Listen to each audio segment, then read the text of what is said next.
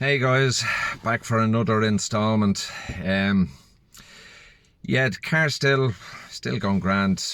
20,000 kilometers on it now, and have had no issues. So it'll be due a service shortly. It's 24,000 kilometers, or once a year is the service plan to maintain the warranty on it. So I'd say probably April, the end of April.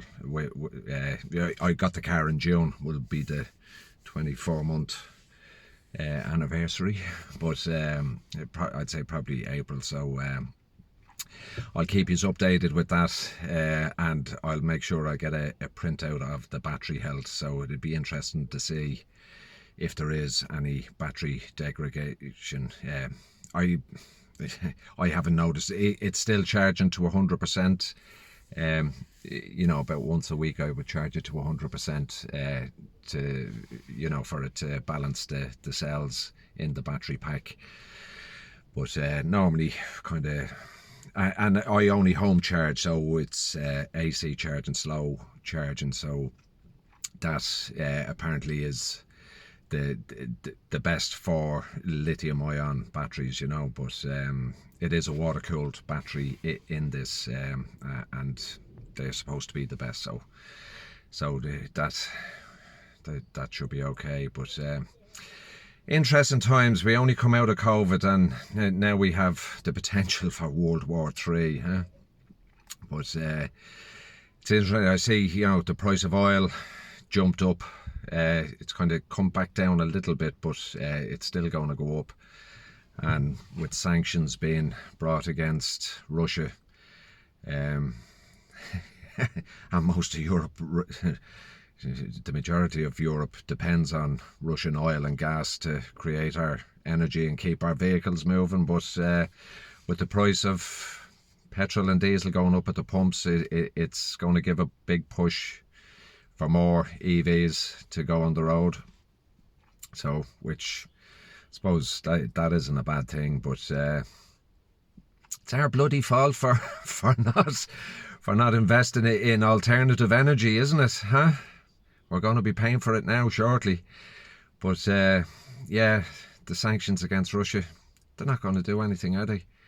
And if they do take them off the SWIFT banking system, which is on its way out anyway, they're just going to use cryptocurrency. It's decentralized, so it's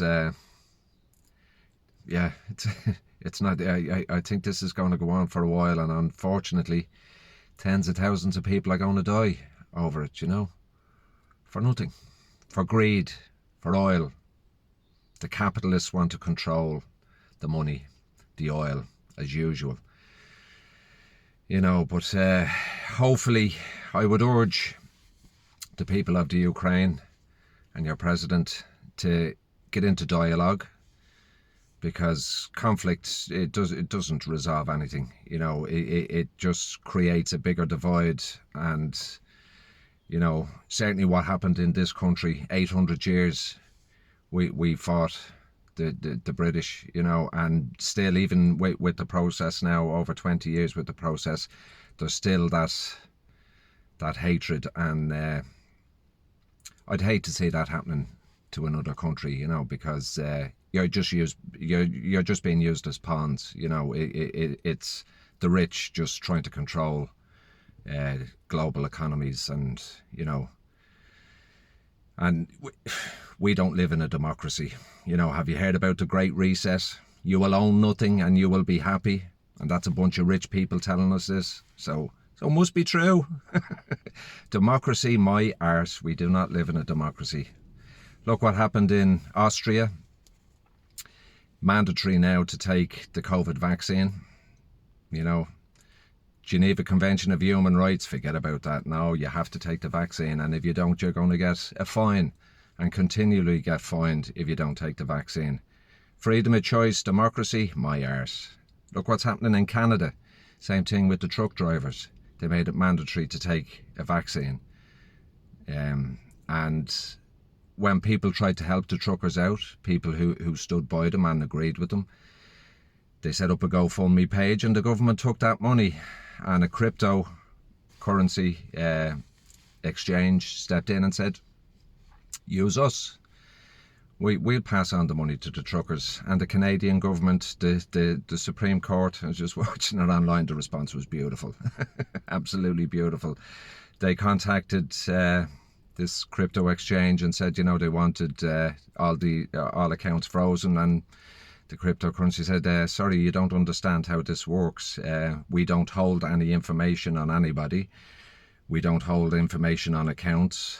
And we don't know who these people are, so we can't do it. And then they finish it off with, when your Canadian dollar is worthless, do come to us and we'll help you out with an exchange. So yeah, sad times, but it'll be interesting to see now with what happens in the future. But please open up dialogue. It's war is not the answer. Innocent people are dying, and you're only dying for the rich. You're not dying for democracy, because democracy, it's an illusion. We in the West, we think we live in a democracy. They fool us into believing we live in a democracy. We don't. It's always about oil, power, money. So that's it. So yeah, when I get the car serviced, I'll keep you updated as I go along. But so far so good with my MG5, still loving it, and loving it even more every time I drive past a forecourt and I see the price of diesel going up.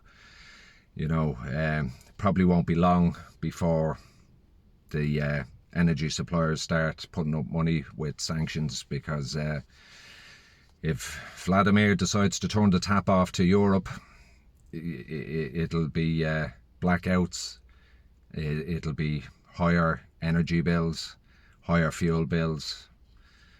And I love the way our leaders, it will mean, we'll have to fight, but we have to stand in solidarity with these people. Oh God. And we keep falling for it. But anyway, stay safe, everyone. And talk to you soon. Bye.